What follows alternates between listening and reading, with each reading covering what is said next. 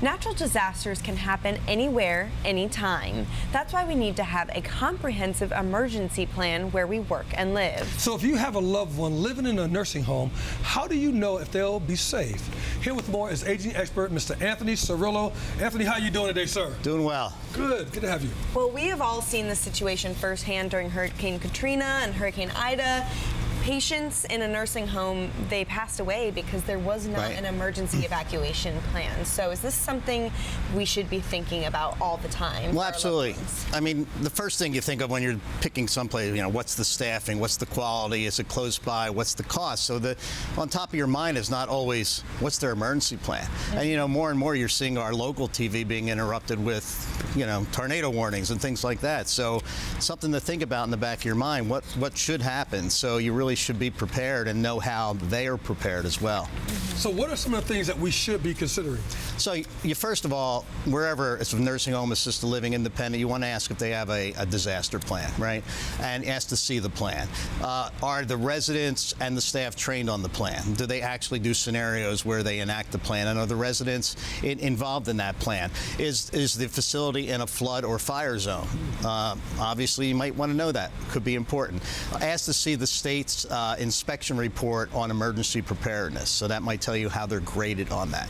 Ask for their shelter-in-place protocol. So in other words, if something happens and they are stuck in the place, what happens if everything goes out? How do they take care of people? How do they control the temperature? How do they control the medications, the refrigeration, the life support systems, all these things? Lots of different questions that you probably wouldn't immediately think of. And then what's their evacuation plan?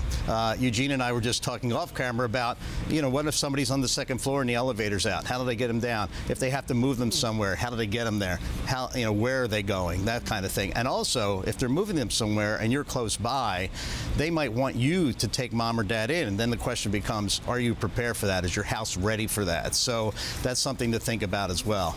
So are there things we can do to prepare and help our loved one that may be in that situation? Well, definitely. So you need to prepare on your own, having your own disaster plan, and also putting a kit together for mom or dad or your loved one. So the first thing is communication. So how are you going to communicate with someone if the electric's out or the cell towers are out or the internet's out? There's something called, not to throw terms, but it's called Z-Way or Zigbee technology that is able to communicate when there's no Bluetooth or internet.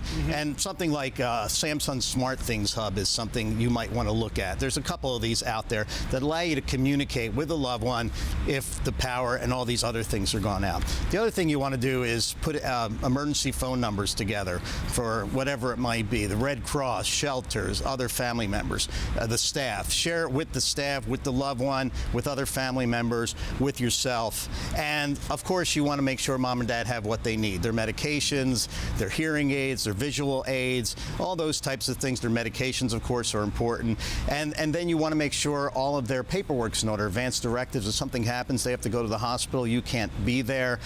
Do you have that paperwork? I have in my glove compartment in my car my advance directive. You can actually file it with the state of North Carolina. They have a card. If they find that card in my glove compartment, they could look up my advance directives and know what my wishes are.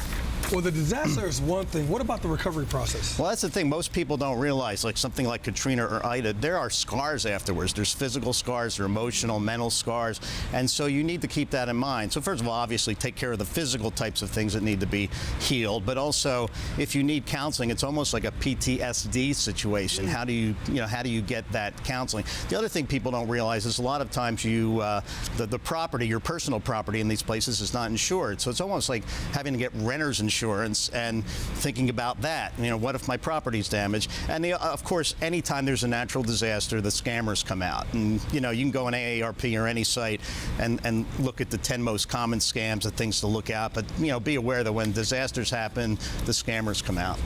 Well, thank you so much for being here with us today and sharing this very important information. And you can